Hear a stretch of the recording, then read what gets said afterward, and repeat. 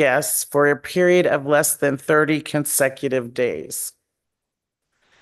There are two findings that had to be met, whether it is consistent with the city's master plan. The master plan does not specifically address development standards. Therefore, the proposed code amendment does not violate the master plan requirement. And then it also needed to have a public hearing, which we are having. Public notices were completed in the Reno Gazette Journal for the public hearing at Planning Commission. Those were sent out on July 27th for the public hearing, which we're having tonight, August 12th. And then I have recommended motions. We are recommending approval, and there are alternative motions. And if you have any questions, I am available to take those as well. Thank you, Lisa. Commissioner Flores. Yeah. What do you call it? That service that rents rooms. I forgot. I'm drawing a blank. Airbnb. Airbnb. That's allowed under this code, right? That's going to be a short-term rental. All right, but no more than one per structure, like you said. One per parcel, yes. All right. Okay, so that's good. All right, that's the only question I have.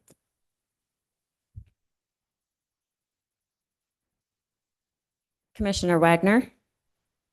I actually have a few questions. So, on the first clause, occupancy, and I'll just give you an example. This real story. A week and a half ago, my family rented an Airbnb up in Truckee with some cousins. One of the rooms was 4 bunk beds that all our kids stayed in. The other 2 bedrooms were just normal beds where we stayed, and then the other couple stayed. So we had 8 people, 3 bedrooms. It wasn't an issue whatsoever. 4 of them were kids. Does that fit within these occupancy rules? I kind of struggle with how limited this seems to be. That could be a motion that you could make for us to potentially look at that and adjust that. I mean, I understand the idea of setting a maximum on that, but 2 people per legal bedroom, just there's a lot of circumstances there where I think it would be reasonable to exceed that.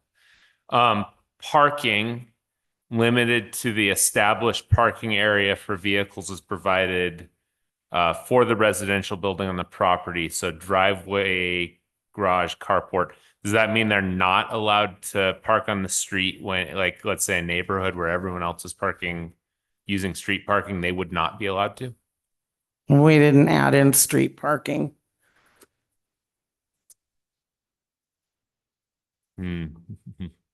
I just think that would be pretty tough to enforce. That would be my only comment there. Like, everyone else around you is street parking. You probably just do it if you're renting an Airbnb and don't even think twice about it. And I certainly understand not wanting, 20 guests in a 3-bedroom house with 10 cars there, taking the parking. I totally get that part. To say they can't use street parking at all, I think is going to just be a tough enforcement. The rest of it, I like. The only other thing, and this actually dates back to Councilman McCaskey, who was on the FCTA board at this point. We started looking into Airbnb has an automatic way that cities can collect transient lodging tax directly through there and remit to the city, because I think everyone's supposed to have collected transient lodging tax and no one was at that point. Is it possible to, and I don't know if that would even be included in here, to direct city to look at the mechanisms to collect transient lodging tax through these short-term rentals if they are through an official website? So I think that's kind of important to do, and I highly doubt anyone's remitting that on their own. I'll take that one, Lisa. Michelle Rambo, Interim Chief Development Officer. We have a separate ordinance that is not before you because it doesn't fall under Title 32 that will regulate that kind of stuff with the business license process.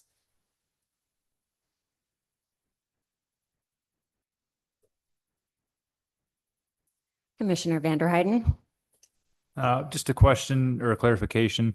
They'll need a business license to operate this, but the parcel or the property will not have to be registered as a commercial property. They'll just need a business license Okay, thank you. and then the conditional use permit. Sorry. Commissioner White. Do we have an idea of how many there are currently operating in town? Like a rough estimate? Or no, because they're not regulated, it's hard to say. I would say probably no, because we have not been regulating them. Is there a cap, like a percentage that becomes too many? Has that been discussed? Because I know a lot of cities have gone towards you have to have a permit and they only issue so many because it became too prevalent. I don't know that I foresee that being the issue here, but is that at all part of the discussions?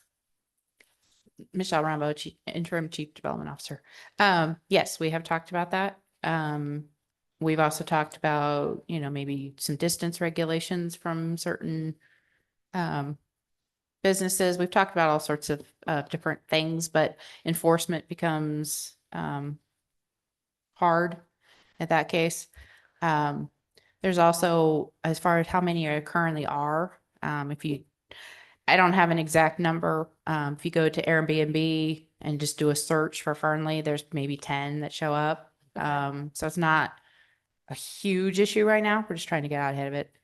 We get most of our complaints from neighbors around Burning Man Oh, okay. for when they, Oh, you know, Campers all there's, come through and. yeah, Yeah. the people come through. And for instance, last year we had one that had tent camping out in the front yard, and we had one that was, they had a live band going on. So there's been some issues, but On this, the definitions and where 6C talks about short-term rentals in residential zoning districts may be subject to denial or additional conditions based on frequency or concentration of nearby licensed short-term rentals. That just means if you do it too many times, you could have it revoked, or if there's too many other ones around you, it can be revoked. That seems really vague and like open to legal action for someone being denied and someone else not. that was kind of our compromise for not having a cap. Okay. Is if you've got 6 within one block, we have Okay. the ability to say no. How much does a conditional use permit cost for someone? This would Okay. fall into a minor conditional use permit, which if adopted by council next week is 2,500, Yeah, I think 2440. something And like a that. business license on top of that, and then how does the tax work? Do we know, like, what, is that a percentage of the proceeds they make, or how, is that like a resort fee, or I don't know what that is? I can answer that question for you. Yes. They're going to be licensed as residential rentals. So how they would get charged with number of units and Sandy, can you speak into your microphone, Sorry. please? according to their gross receipts for the year. Okay. For the occupancy standards, is that based on anything that we have already in place anywhere else? Like, do we have a fire code that says what our normal residences can have so many people within? Because I didn't think we did. No, that came, we did some research on other cities and that we found that in another code somewhere. Okay. It sounded good. Yep. We don't, if we want to increase or decrease, we have no objection. Those were my questions. Thank you. Vice Chair McCullough, did you have any questions?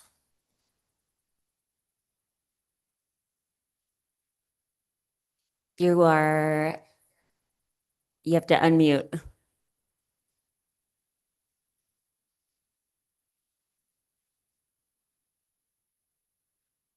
All right, I'll come back to you. You don't have questions? Okay. Commissioner Flores? I had in some experience in the past. Some senior citizens, when one of their spouses pass away and they still have a large home, what they will do is if it's allowed, they will indeed rent out several bedrooms for Airbnb. And this is kind of like a strong part of their income once their spouse passes away. And I think there's room for maybe a Second Amendment eventually, where if it's an RR5 where it's, there's not many people around, it's just, the 5 acre limit of rural residential, that I think in the future, things should be considered as that, because I think a lot of seniors are going to be in that position, and they're going to be kind of denying them a little bit of economic uptake. That's all I want to say. Thank you. Thank you. Is there any other more questions or comments from the Planning Commission? All right. Thank you, Lisa. We'll open it up to public comments. If you are making public comment here, just make sure that you sign in on the paper and speak clearly into the microphone and state your name for the record. Is there anybody on Zoom? No? All right. Any additional questions or comments? Yeah, none. Let's go ahead and can I ask for a motion? Commissioner Flores?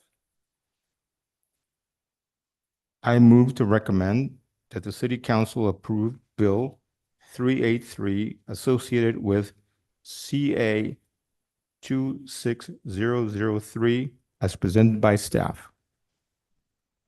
Thank you. Can I have a second? I'll second. That was Commissioner Williams second. All right, let's go ahead and vote. Yes, please.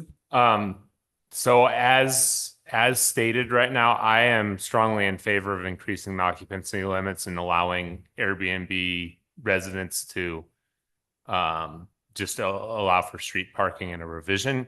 So I would be voting to deny this with the hope that we could come back for an alternative motion, I guess, would be the right way to go about that. Unless you would entertain additions to that motion. Commissioner Flores, would you like to revise your motion to include? I think it would have to be broken down into two categories. It would be a separate act to have more voluminous, and it would be, in my opinion, it would be restricted to big lot areas, not just any house that's in the middle of the city that has 4 bedrooms. I don't think the public would like that. There has to be a little more isolated, more how should we say it, out of the way of traffic and other people, kind of a little bit. It's not what I had in mind exactly. So I don't think I can withdraw the. I still stand by the motion. Okay. Well, since we have a motion and a second, let's go ahead and vote. Commissioner Vanderheiden, No. Commissioner Wagner, No. Commissioner White, No. Commissioner Williams, Commissioner Flores, Yes. Vice Chair McCullough, No. and Chairwoman Garvin votes no, with hopes that we can add those revisions. Can we do an alternative motion? Is that Aaron possible? Morrison, city attorney, you can continue to make other motions on this as long as they are different from the original motion, or you can choose to just continue to the next item with the no. I do have an additional motion if you would. Go for it, Commissioner Wagner. I move to recommend that the city council approve bill number 383 associated with CA 26003 as presented by staff, increasing the occupation limits to 3 per room plus 2 for the general area, and increasing the parking allotment to allowing street parking within the perimeter of the lot that they are renting. And that's just to accommodate families a little bit better. All right. Thank you for that motion. May I have a second? Commissioner Vanderheiden. I will second. All right, with that, can we go ahead and vote? Commissioner Vanderheiden, Yes. Commissioner Wagner, Yes. Commissioner White, Yes. Commissioner Williams, Yes. Commissioner Flores, Vice Chair McCullough, Yes. and Chairwoman Garvin votes yes.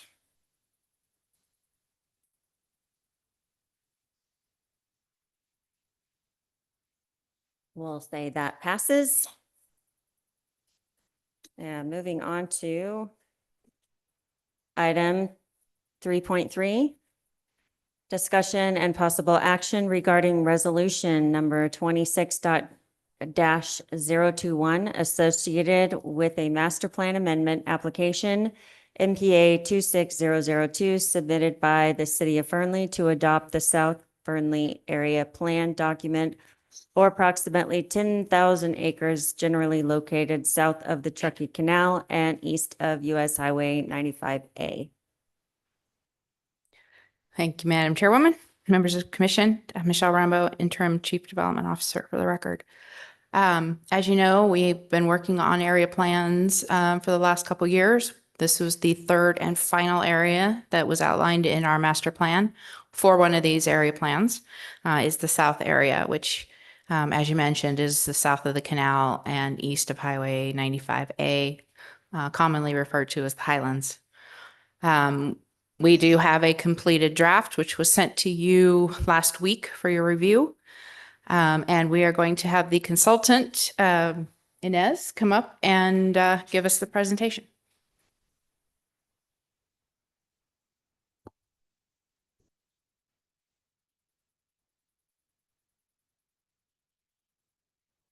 Good evening. I'm Inez Galmish. I'm the Deputy Project Manager on this project with the consultant side. And with me tonight is Blake Young, who is the Project Manager.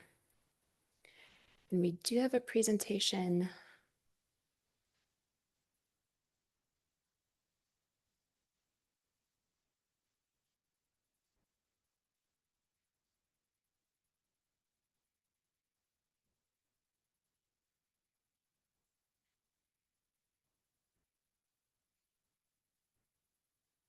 With the presentation, I'll just be providing an overview of the South Area Plan.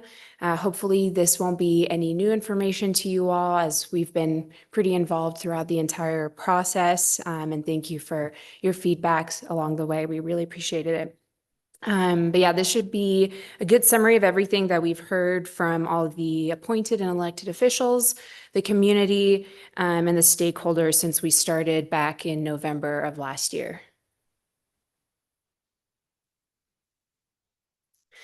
So we began this process with an existing conditions analysis. We knew from the start that certain factors would impact what's possible in the area, one of which is the most impactful factor, and that's the transportation and accessibility throughout the area.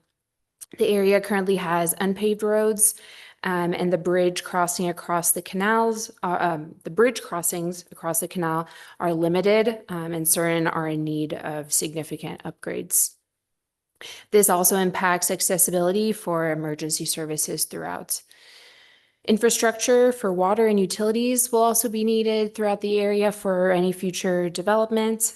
And then lastly, regional industry and population growth pressures are what have impacted the city as a whole, and partly why the area plan has come about. A critical part of the development of this area plan is the community engagement. It was our goal to try and engage as much of the community as we could throughout the process, especially residents of the South area. We wanted to know what their visions are for the future of the area, what they need, and what their concerns are. And so to do this, we had an online survey, and we received over 200 responses, 222 to be specific. And we held 2 open houses. We had about 60 attendees at each of the open houses. And then we also had meetings and workshops with stakeholders and property owners and appointed and elected officials. We also worked really close with staff to advertise the survey and all of the public events to ensure throughout the process that we were doing our best to reach as much of the community as possible, let everybody know what was going on and where they could go to have their voices heard. Generally, the feedback that we received is on the right side of the screen here, and that was to first and foremost preserve the area's rural character that we heard over and over again and really made it clear. The second was to pave and maintain the roads. Infrastructure improvements should be addressed before the development occurs.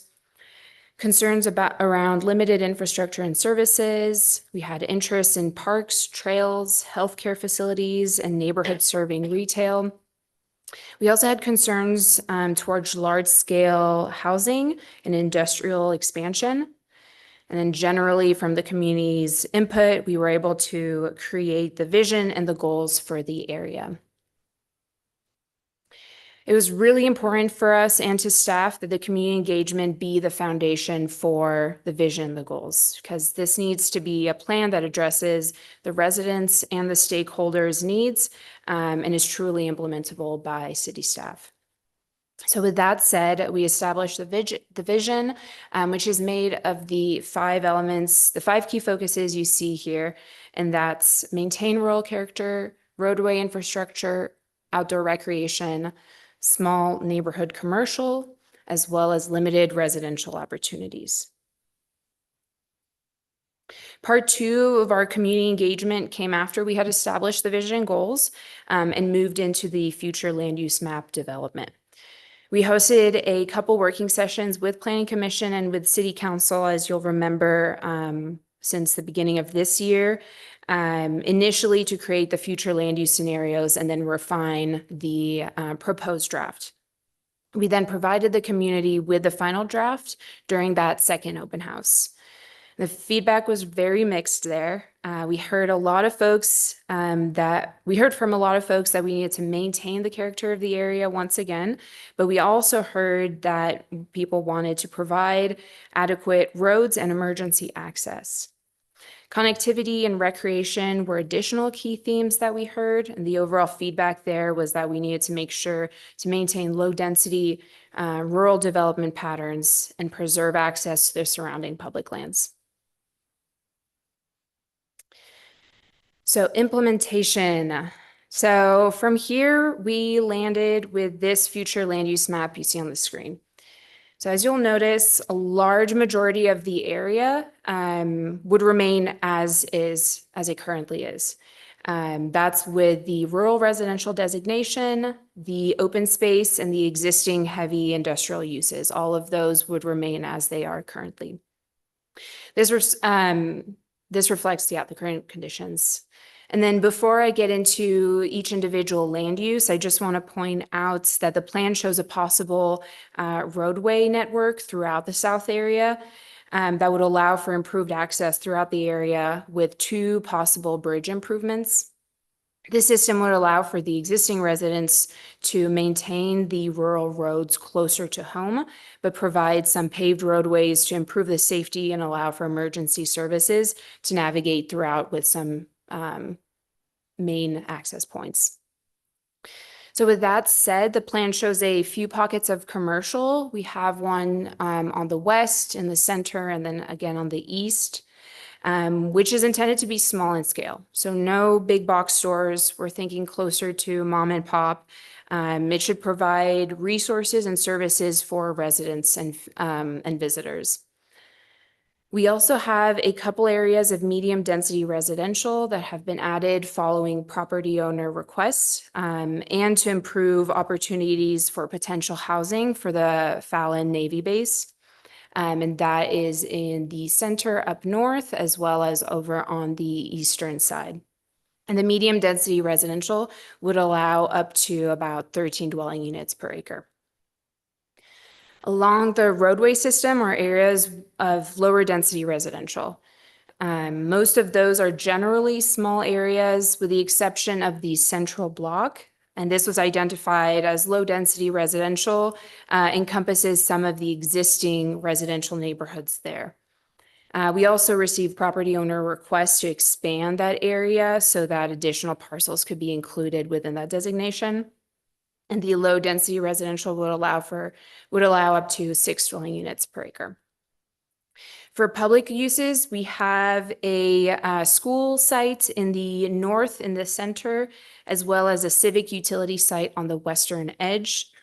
There's also 2 open space parcels, which are currently owned by BLM. So they will be there are convenient sites to maintain as open space for recreation once owned by the city. And the idea with these is to be used for hiking, mountain biking, off-roading, unimproved open space.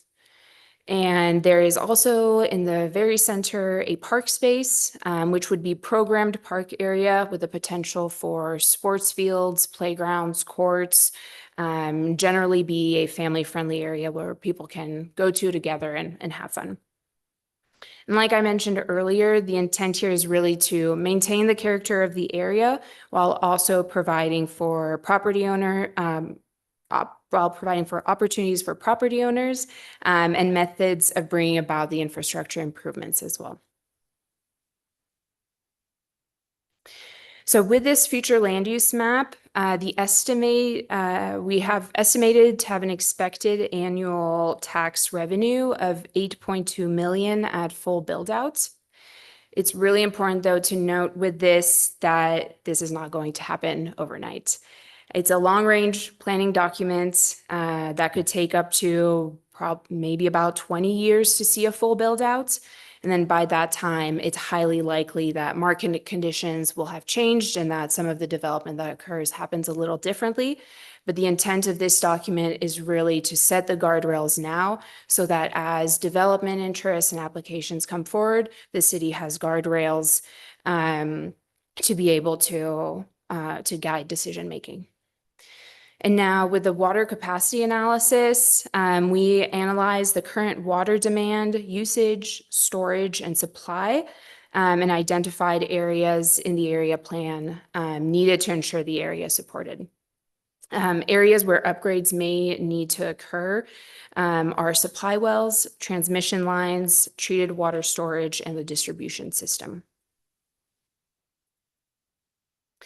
So to implement all of this, we have an implementation matrix as the last chapter of the plan, which identifies projects that the city has ongoing and projects that the city will need to do to implement this plan successfully.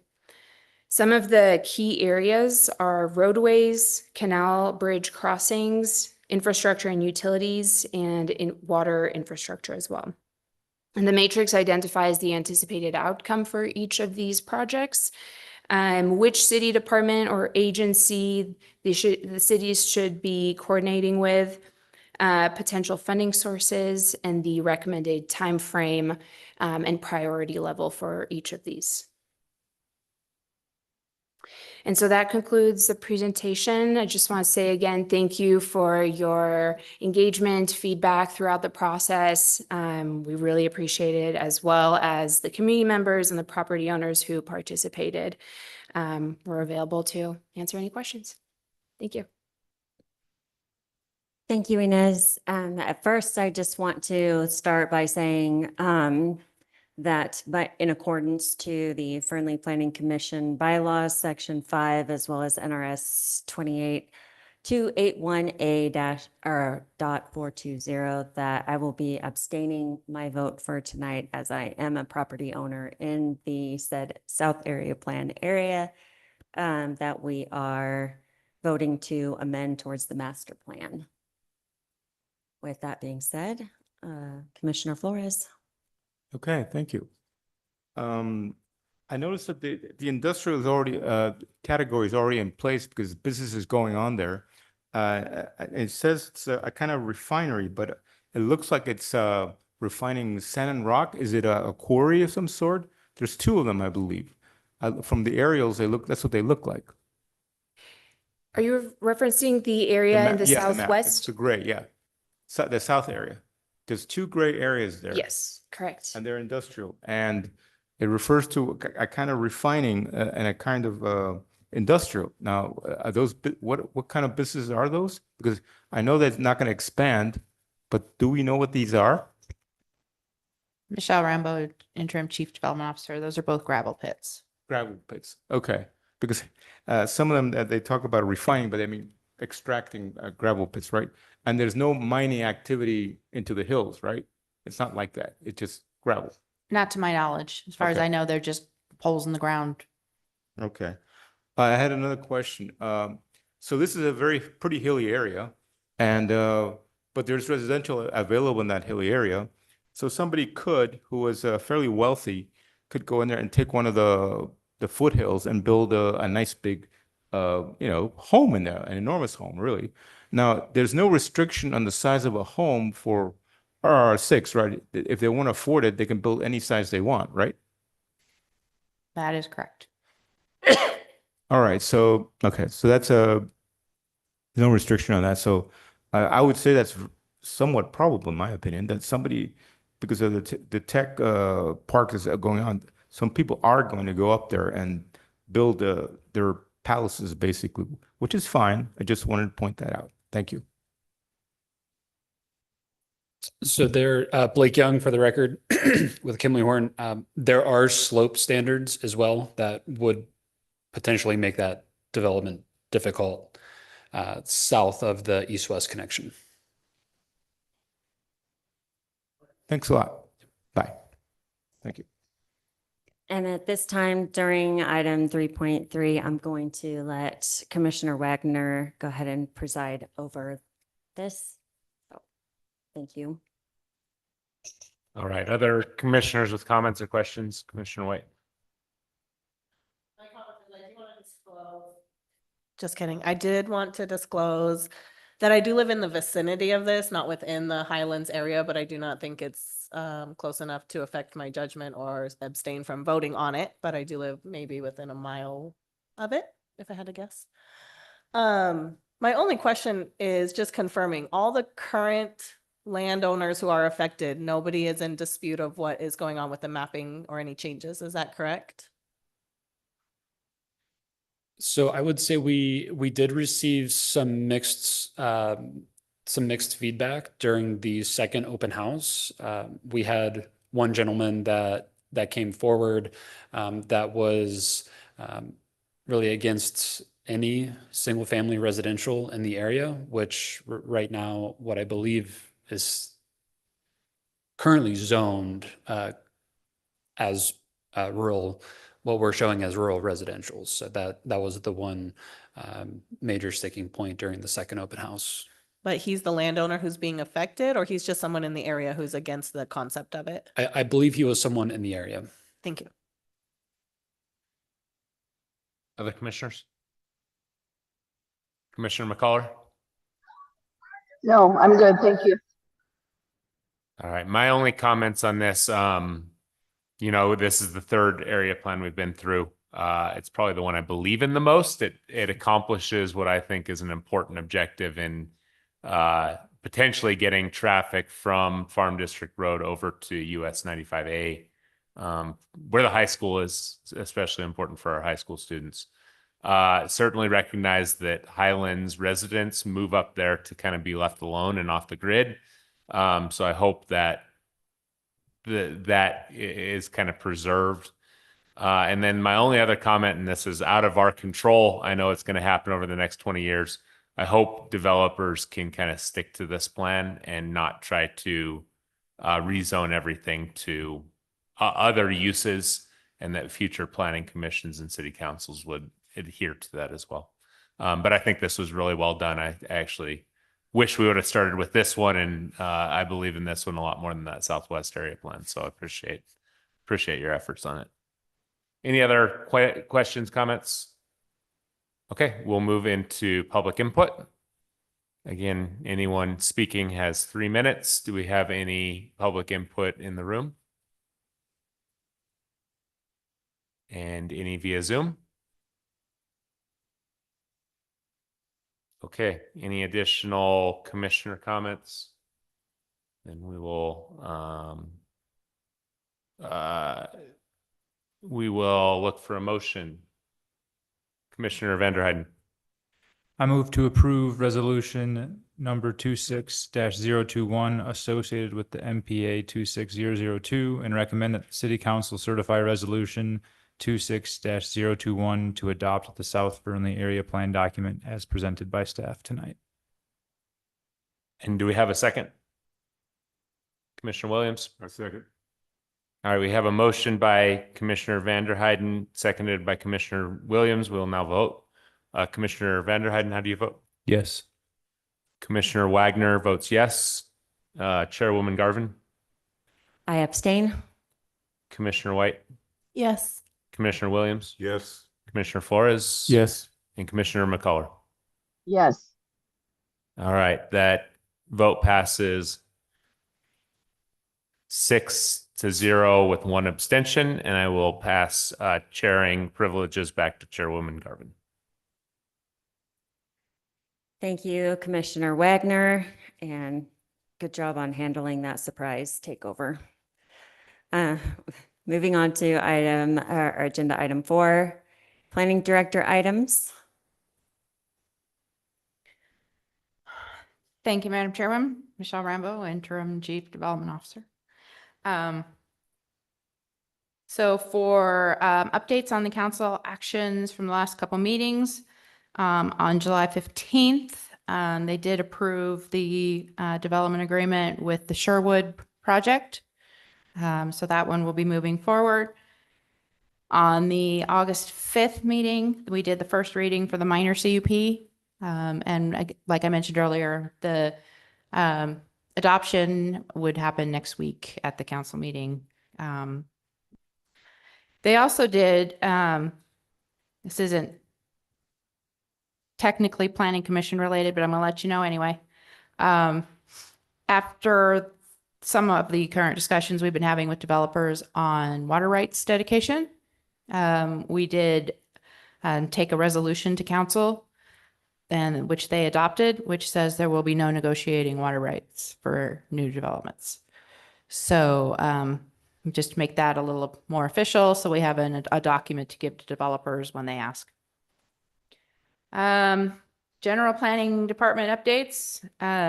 If you didn't already know, as I've said it enough tonight, I'm currently acting as the Interim Chief Development Officer.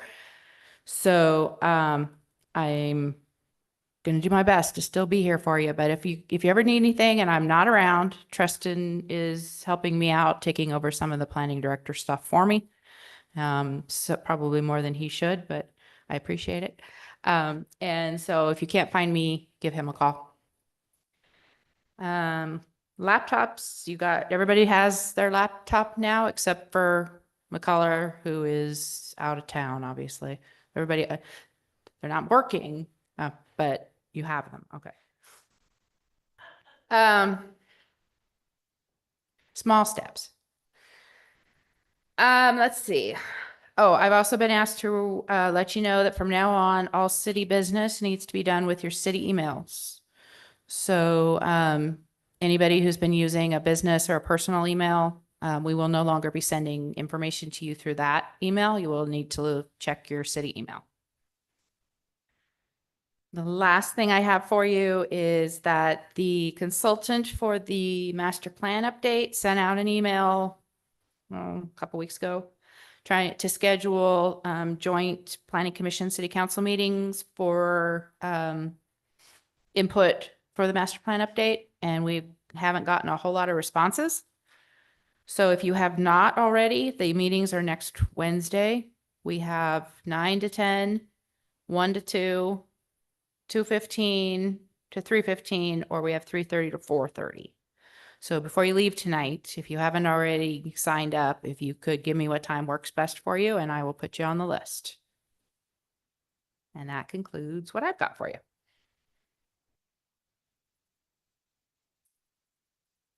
Thank you very much. So we'll move to item 5, address requests for future agenda items. Commissioner Flores. I don't have that, but I received an email regarding a spur that's going to be put in place that's going to complete a connection to Victory Logistics, I believe. And because I received the email from the city that way, it seemed to imply that it would be a good idea for the planning commissioners to be there at the ceremony. Is this a general email to everybody that try to make it, or is it an actual invitation to the city planner? I mean, to our planning commission. Is that the silver spike ceremony? Yeah. Yeah, it's a general invitation for anybody. Okay, so it's not a mandatory requirement, is what I mean. No. Okay, that's what I need to know. Thank you. Commissioner Wagner. I know there's a meeting with NDOT tomorrow evening. Is that right? It happens to coincide with the FHS Boosters Club barbecue tomorrow, so I can't attend. Is it possible to bring that information back to our planning commission just so we have it? Sure, it's an open public open house, sorry, for the corridor action plan.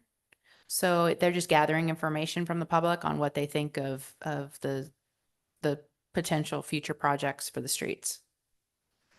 Okay. All right. Anybody else? All right, we'll move on. Our Vice Chair McCullough, do you have anything that you want to add for future? I do not. All right, item 6, public forum. This is a portion of the meeting devoted to the public. If you wish to comment, you can do so in person at the meeting or use the raise your hand feature in Zoom. *9 if you're participating via phone. Public comments are limited to 3 minutes. Please avoid repetition. Is there any public input?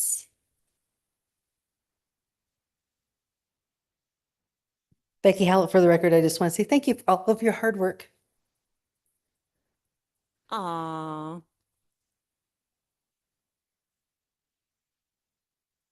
Well, we appreciate you attending these meetings so diligently. And yeah, you were missed, actually. I noticed you weren't here last time.